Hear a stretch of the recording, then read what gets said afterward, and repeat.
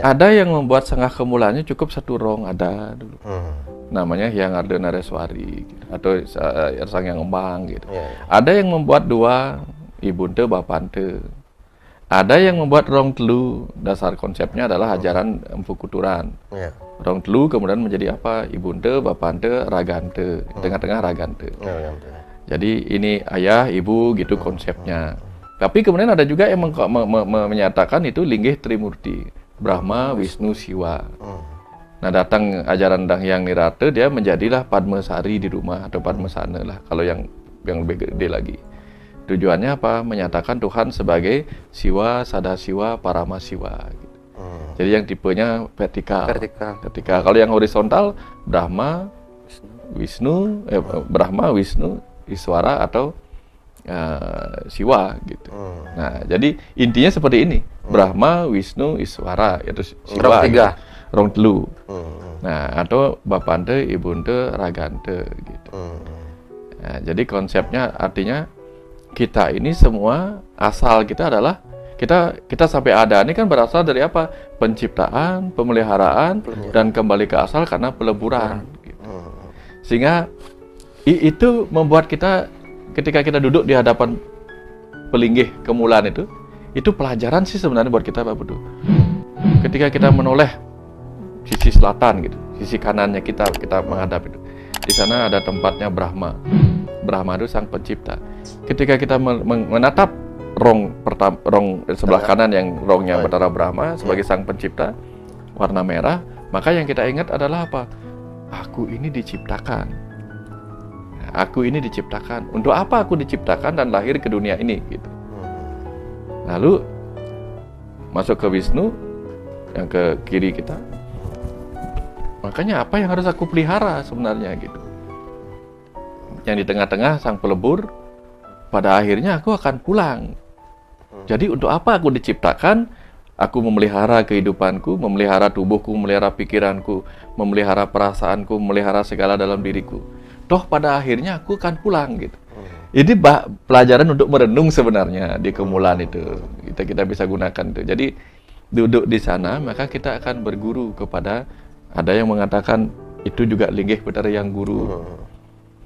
Tujuannya apa? Kita berguru kepada Sang Pencipta. Tuhan, kenapa kamu ciptakan aku dalam tubuh manusia? Bahan perenungan. Apa sih tujuan tubuh manusia ini? Untuk apa telinga diciptakan, mata diciptakan? Pelajaran lagi kepada diri sendiri. Terus bicara kepada Wisnu, apa yang harus kupelihara gitu. Bagaimana aku melihara tubuhku, pikiranku, jiwaku dan seterusnya lah gitu. Pada akhirnya ketika pulang, kemana aku harus pulang? Makanya muncullah dalam bahasa filosofisnya Pak Putu pertanyaan begini, Sire titiang, siapakah aku? Nak ngude titiang mai, ngapain aku datang ke sini?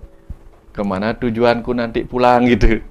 Itu pelajaran penting kalau kita mau bukan sekedar ngaturang saiban gitu.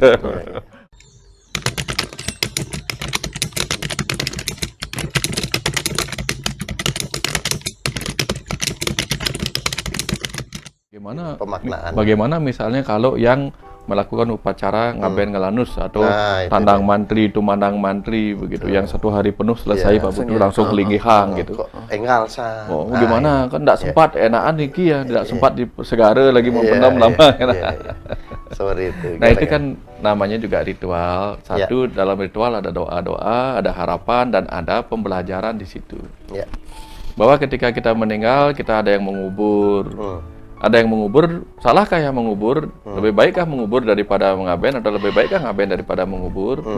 Kalau kita mengubur, kita membakar tubuh dengan api bumi. Prosesnya pelan-pelan.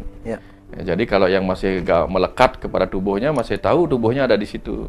Kalau dibakar ya mempercepat meleburnya Pancamahabhuta sehingga tidak dilihat lagi. Setelah ngaben kemana terus dihanyutkan abunya ke pantai. Artinya dia sudah menyatu kembali dengan semesta, samudra gitu maksudnya. Nanti setelah mau dinaikkan lagi levelnya apa dipanggil lagi, diulapin, diupacarai nyekah. Nyekah itu artinya apa? Dia sudah dibersihkan lagi, rohnya itu masuk ke dalam tubuh energi. Ya, energi yang diwujudkan dalam bentuk bunga-bunga atau sekah atau sekar. Dibakar lagi, setelah bakar ya pranamaya kosanya hancur, masuk ke ya ada upacara manah toyening, kemudian dibersihkan lapisan pikirannya, manomaya kosanya. Lalu diajaklah dia meningkatkan pengetahuannya dengan mengajar-ajar. Nah itu dia. Ya ini dalam beberapa daerah dan mengajar-ajar Pak Putu. Iya, iya. Di tempat yang di Kuta jarang ada. jarang. Langsung Nyegara Gunung gitu. Hmm. Diajaklah dia pergi ke mengajar-ajar ke pura-pura untuk mendapatkan pencerahan Ya, di tempat-tempat suci oleh para dewa di sana. Gitu. Setelah itu baru diupacarai munggah kemulan, ya, munggahang di kemulan gitu. Nah, jadi ada ya upacara Nilopati. Nah, Ya, intinya ya. adalah Bahkan apa? Nilopati. Dia kembali lagi ke ruang kosong, menyatu dengan rong. Rong itu kan rong itu ruang kosong kan. Ya, kembali ke ruang kosong apa artinya? Kembali ke Sang Yang Embang gitu. Embang itu artinya space. Space itu ruang, kembali ke ruang yang mengisi ruang. Ketika dia kembali mengisi ruang, maka dia adalah isi dari kekosongan. Sang Yang Embang dia gitu. Itu pelajaran buat kita nanti pulang ya, kemulannya apa Sang Yang Embang. Ya, ya, ya. Sederhana itu.